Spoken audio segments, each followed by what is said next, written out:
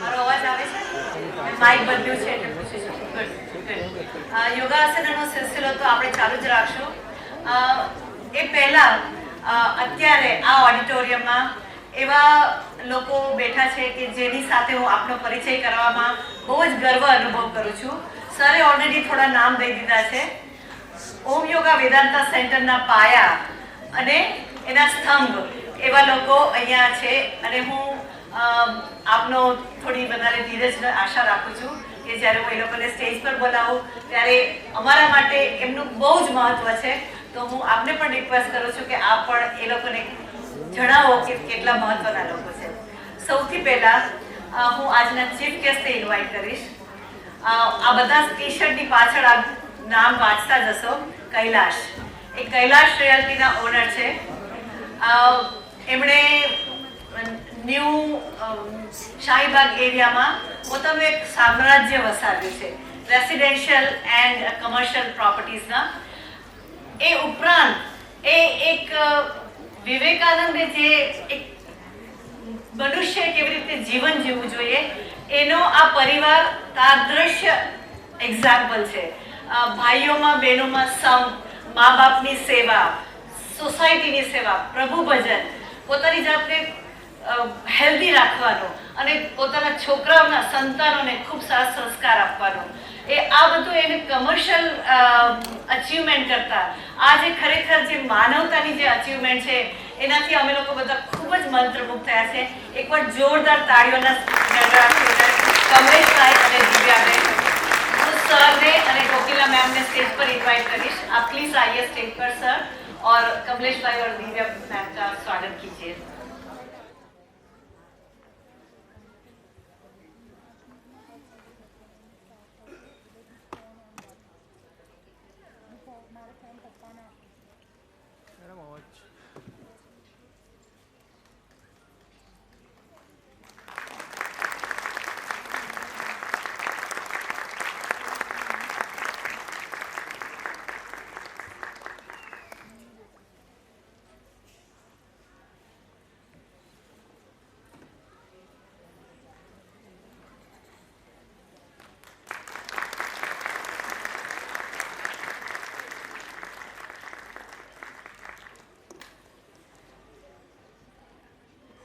આપને વિનંતી કરીશ કે કમલેશભાઈ, દિવ્યાબેન આપ પ્લીઝ અમારી સાથે સ્ટેજ ઉપર જ રહો.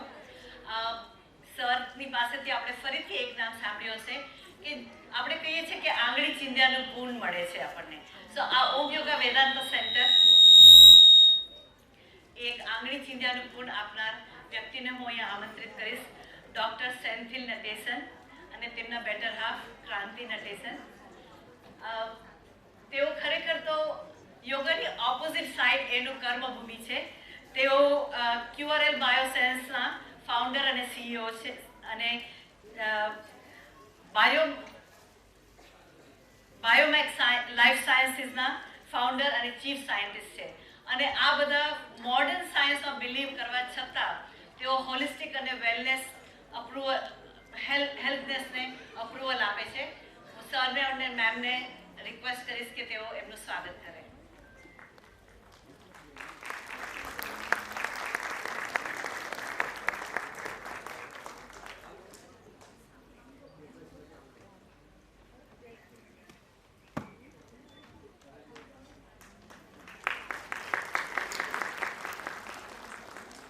પહેલો વરસાદ, પહેલું બાળક, પહેલો પ્રેમ એ કોઈ દિવસ ભૂલાતો નથી. એવી જ રીતે પહેલી જગ્યા જ્યારે તમે પહેલું ઘર લીધું હોય કે પહેલું કોઈ બિઝનેસ ચાલુ કર્યો હોય એ નથી ભૂલાતો અને એની સાથે જે લોકો જોડાયેલા છે એ નથી ભૂલાતા. એવા સૌથી પ્રથમ જે આ ઓમ યોગા વેદાંતા સેન્ટર જ્યારે એક નાનકડું બીજ હતું એને રોપવાની જગ્યા આપી હતી એવા હું પ્રીતિબેન શાહને ઇન્વાઇટ કરીશ કે તેઓ સ્ટેજ પર આવે. Thank you.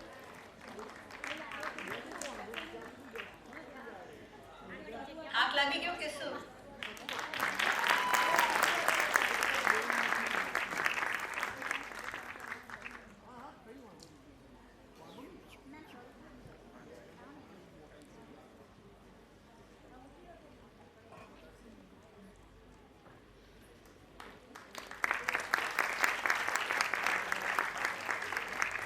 પ્રીતિબેન શાહ અમારી સાથે 15 વર્ષથી જોડાયેલા છે અને એમનું નામ અમારા માટે બિલકુલ નવું નથી. ઓડિયન્સમાં થોડા યંગર્સ પણ છે જેમની હું આપની સાથે ઓળખાણ કરાવવા માંગુ છું. આપણા અમદાવાદના મ્યુનિસિપલ કોર્પોરેશનના assistant commissioner, most youngest person, અને આપ જુઓ છો કે એએમસી અત્યારના કેટલું કાર્ય કર્યો, અમદાવાદની આખી છબી બદલાઈ ગઈ છે. અને એમની પ્રેરણાથી એમના નાના ભાઈએ ઓમ યોગા વેદાંતા સેન્ટર જોઈન કર્યું છે. એવા હું શ્રી શ્રેય સોનીને આમંત્રિત કરીશ કે તેઓ સ્ટેજ પર આવે. શ્રેય સોની.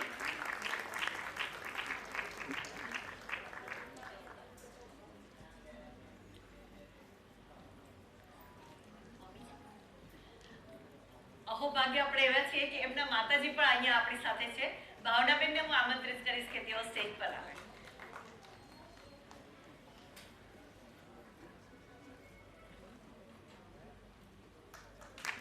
મેમને વિનંતી કરીશ કે એમનું સ્વાગત કરે.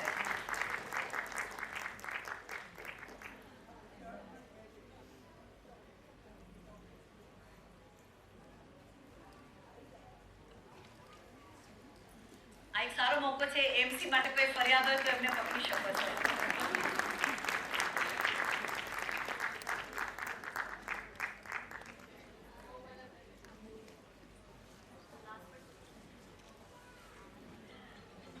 Last but not the least, આપણી સાથે એક એવા મહાનુભાવ છે કે જેમણે પોતાના જીવનની સંધ્યા જોઈ રહ્યા છે પણ એક ઉજ્જવળ કારકિર્દી દેશને માટે અર્પણ કરી અને તેઓ રિટાયર થયેલા છે. Retired IPS officer Shri Kuldeep શર્માજીને હું આમંત્રણ આપીશ કે તેઓ તેમના ધર્મપત્ની સાથે સ્ટેજ પર આવે.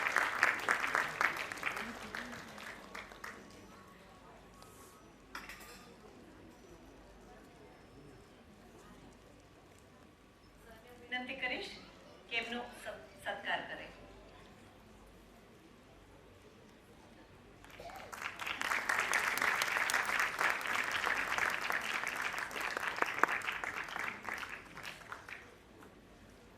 કમલેશભાઈની સ્વીટ સી સ્માઇલની સાથે સાથે તેઓ બોલવા પણ બહુ હોશિયાર છે.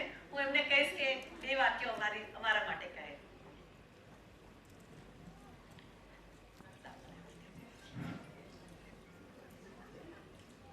હર હર મહાદેવ. કૈલાશ એટલે ભગવાન શિવ અને યોગા એટલે ભગવાન શિવે માતા પાર્વતીને આપેલું જ્ઞાન, અને એવું જ્ઞાન કે જ્યાંથી આપણે પરમ આનંદને પામી શકીએ છીએ. આ હું એટલા માટે કહું છું કેમ કે ઓમ યોગા વેદાંતાનો હું પણ એક યોગી છું, યોગી કમલેશ. અને મારો પરિવાર પણ યોગીની છે, યોગીની દિવ્યા છે, યોગીની રંજનબેન છે, યોગીની કૈલાશ છે. બેઝિકલી ઘણા વર્ષોથી અમે ઓમ યોગા વેદાંતા સાથે જોડાયેલા છીએ. અને કેવું છે કે જીવનમાં આપણે ઘણું બધું કરવું હોય છે પણ એવો હાથ જોઈએ કે જે આપણને કેરી કરીને લઈ જાય.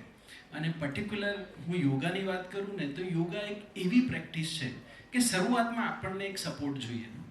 કેમ કે તમે પણ જોતા હશો કે આપણે શરૂઆતમાં એક યોગા પ્રેક્ટિસ ચાલુ કરીએ ને પછી થોડા દિવસમાં એમ થાય કે યાર નહીં કરીએ તો નહીં ચાલે.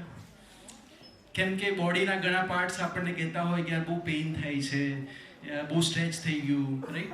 એટલે એવા સમયે ઓમ યોગા વેદાંતા જે છે એ આપણને એ મોરલ સપોર્ટ આપે છે અને એ ગાઈડન્સ આપે છે કે કેટલો સમય કેવી રીતે કયા સ્ટેપથી આગળ વધવું. એમાં મારા પરિવારના સભ્યો જોડાયા અને અત્યારે મારા પરિવારમાં ઘણા બધા સભ્યો ઓમ યોગા વેદાંતા સાથેથી ટ્રેનિંગ લે છે. ગુરુમાતા અને યોગ ગુરુ જે છે એ અમને ટ્રેનિંગ આપે છે અને રોજ એમના ગાઈડન્સ નીચે અમે યોગા પ્રેક્ટિસ કરીએ છીએ.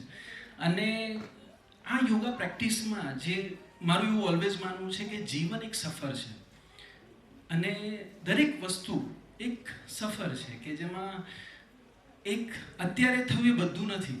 જેમ જેમ આપણે સફરમાં આગળ વધીએ છીએ એમ દરેક વસ્તુનો એક અનુભવ થતો જાય છે. અને યોગ પણ એક સફર છે. જીવનમાં જ્યારે આપણે આગળ વધીએ છીએ ત્યારે જેમ આપણને અલગ અલગ અનુભવ થાય છે એવી રીતે યોગમાં પણ જ્યારે આપણે રોજ પ્રેક્ટિસ કરીએ છીએ ત્યારે અલગ અલગ અનુભવ થાય છે.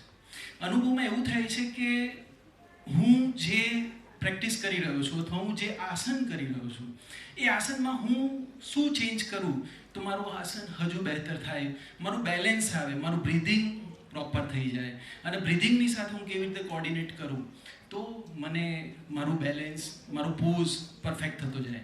અને જેમ જેમ પરફેક્ટ થતો જાય એમ આપણને યોગામાં ઇન્ટરેસ્ટ વધતો જાય. અને ડ્યુરિંગ ધ ડે ભલે આપણું બોડી પેઇન કરતું હોય પણ એક મજા આવે, એક સંતોષ રહે કે યાર આજના દિવસમાં મજા આવી રહી છે, કંઈક યોગ્ય કર્યું. અને એની સાથે સાથે જીવનની એક જર્ની મેં જે અનુભવી કે જીવનમાં કોઈ પણ વસ્તુ આવનારી જે છે એ આપણા કંટ્રોલમાં નથી. હા, આપણે એના કંટ્રોલમાં છે પણ આપણા કંટ્રોલમાં નથી. ત્યારે એવું શું હોય આપણી સાથે કે જે આપણને બેલેન્સ રાખી શકે? અને હું મારા જીવનમાં શીખ્યો છું કે સ્થિત પ્રજ્ઞ બની શકીએ એટલે કે સ્થાયી રહી શકીએ એ જીવનનું બહુ મોટું અચીવમેન્ટ છે. કેમ કે પરિસ્થિતિ એ આપણા કંટ્રોલમાં નથી પણ આપણી જાત આપણા કંટ્રોલમાં છે. જો આપણી જાત ઉપર આપણે કંટ્રોલ લાવી શકીએ તો પરિસ્થિતિને આપણે એમાંથી પસાર થઈ શકીએ. અને યોગા પ્રેક્ટિસીસ અને એની સાથે પ્રાણાયામ એ સંભાવના આપે છે, આપણી અંદર એક કાબિલિયત બનાવે છે કે જેનાથી આપણે સ્થિતપ્રજ્ઞ બની શકીએ, આપણે સ્થાયી રહી શકીએ અને પરિસ્થિતિમાંથી પસાર થઈને આગળ વધી શકીએ. એમાં આ જે મુહિમ છે ઓમ યોગા વેદાંતાની, જેને 15મી વર્ષગાંઠ છે, હું સરનું ખાસ કહું છું કે સર અને માતાએ આપણને જે આ યોગનું દાન આપ્યું છે, આપણને આ જે ગાઈડન્સ આપ્યું, એમના કારણે આપણે એ જીવનમાં ઉતારી શકીએ છીએ. તો એમનું ઘણું બધું ઋણ છે. અને અમારી કંપની તો હંમેશા એ માટે અવેલેબલ છે કે જ્યારે પણ સરને જરૂર હશે અમે એમની સાથે છીએ. Thank you sir for inviting us. Thank you. યોગમાં આવે જો એમને એકલા નહીં શીખવે ને તો આખો એક ક્લાસ બની જાય. આખા ફેમિલી વાળા અમારી સાથે આવે છે. નેક્સ્ટ હું સેન્થિલ સરને વિનંતી કરીશ કે તેઓ 2 શબ્દ કહે. આમાં જોવાનું એ છે કે સર કોઈ પણ એમના માટે કાંઈ પણ કરેલું એ ક્યારેય ભૂલતા નથી. So big round of applause for sir two.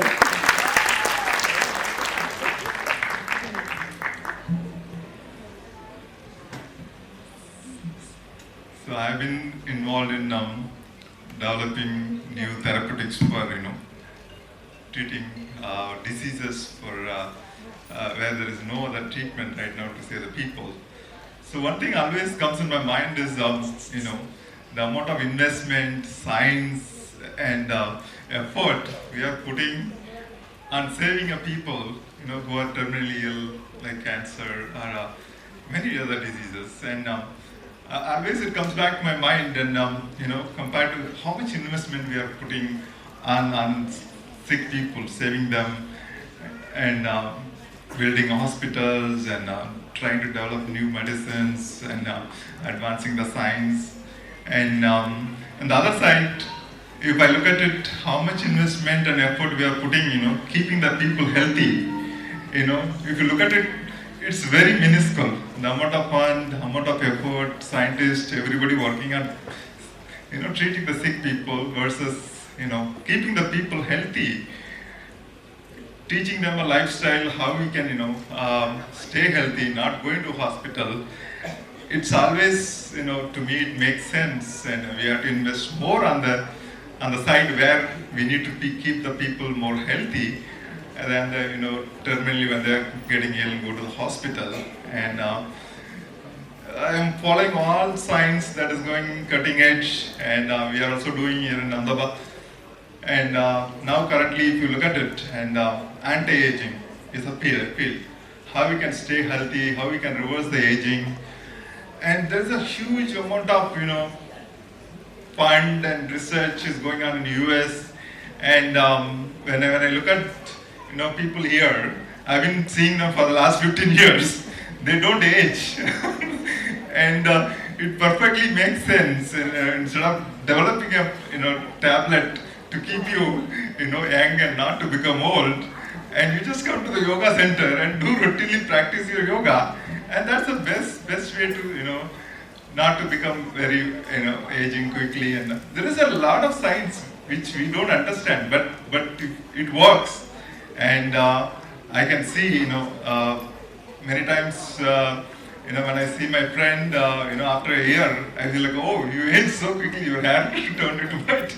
And you can see physically, right? So that stress and other things, and they have the higher positions, and day-to-day stress and everything is increasing. And it's not like these people are not having it, but people practicing the yoga regularly, if you look at them, and you can visibly see and their biological age versus actual age, at least 20 years younger than their biological age. And so this is something we have to take seriously, and it's a lifestyle change, and it's so important for the young people, and because of this digital age, social media age, so much distraction, and we need to inculcate this lifestyle with incorporating the yoga as a part of the life, either in the morning and evening. I think it's going to make a big difference when it comes to their career, focus, and social life and everything. At the same time, in the elderly people, now with all the advancement in medicine, we are going to live longer. And when you live longer, what is your quality of life is going to be? Are you going to be bedridden and living longer? Are you going to stay healthy and going for a vacation at 70, 80? So it's all going to be how you are going to stay healthy. I think that's what my biggest motivation for this yoga. And I really wish the team, and from where they are taken, and in this last 15 years, how it's grown. I wish them all the best, and grow and reach out to more and more millions of people. And my vision is much bigger, and I hope the center is going to reach out to more and more people. Thank you for all the support. Thank you so much. Programme की ओर बढ़ते हुए next performance के लिए मैं स्वागत करूंगी team Kaveri. Okay, team Kaveri को स्वागत करने से पहले मैं कावेरी की भी एक कहानी लेके आई हूँ आज आप सबके लिए। कावेरी की उत्पत्ति का एक कहानी है। बहुत समय पहले शूरपद्म नाम का एक असुर रहता था, और उसने बारिश को रोक लिया। उसने बारिश को रोका तो उसकी वजह से धरती पर अकाल आ गया था, और यह कठिन परिस्थिति को समझकर ऋषि अगस्त्य ने अपनी पत्नी कावेरी को एक पानी के रूप में कमंडल में रख लिया। जो कमंडल में थी वो कावेरी को ये सब कुछ देखते हुए गणेश भगवान एक कौवे के रूप में आए और उन्होंने कमंडल को गिरा दिया। जो पानी अंदर कावेरी जो पानी के रूप में थी कमंडल में, वो पूरी दक्षिण भारत में फैल गई, और ऐसे ही होता है हमारी कावेरी नदी की उत्पत्ति। तो आगे अभी कावेरी परफॉर्मेंस पार्टिसिपेंट्स को मैं स्वागत करूंगी। योगिनी संपदा, योगिनी खुशी, योगिनी मोना, योगी अंकित, योगिनी सानिया, योगिनी कृपा, योगिनी उष्मा। और ऐसे ही इस कहानी को मैं समाप्त करते हुए हमारे परफॉर्मेंस को आगे बढ़ाते हैं। धन्यवाद।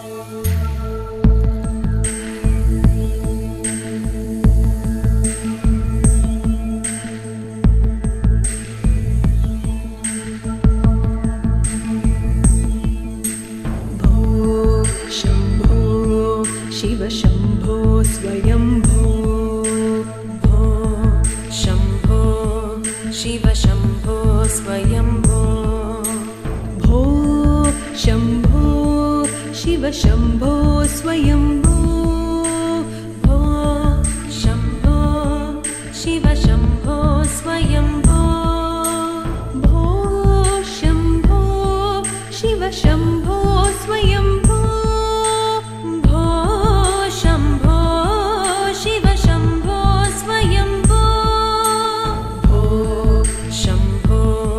शिव शम्भो स्वयम्भो भो शम्भो शिव शम्भो स्वयम्भो भो शम्भो शिव शम्भो स्वयम्भो भो शम्भो शिव शम्भो स्वयम्भो भो शम्भो शिव शम्भो स्वयम्भो भो शम्भो शिव शम्भो स्वयम्भो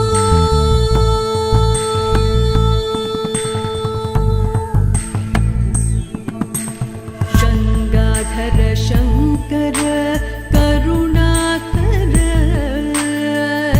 मामव भवसागर तारुकर करुणाकर मामव भवसागर तारक भो शम्भो शिव शम्भो स्वयम्भो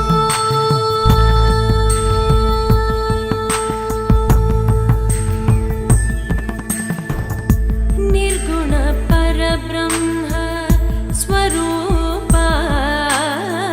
गम गम भूत प्रपञ्च रहित निर्गुण परब्रह्म स्वरूप गम गम भूत प्रपञ्च रहित निज गुण निहित निदानन्द निज गुण निहित निदानन्द आनन्द अतिशय अक्षय लिङ्ग आनन्द अतिशय अक्षय लिङ्ग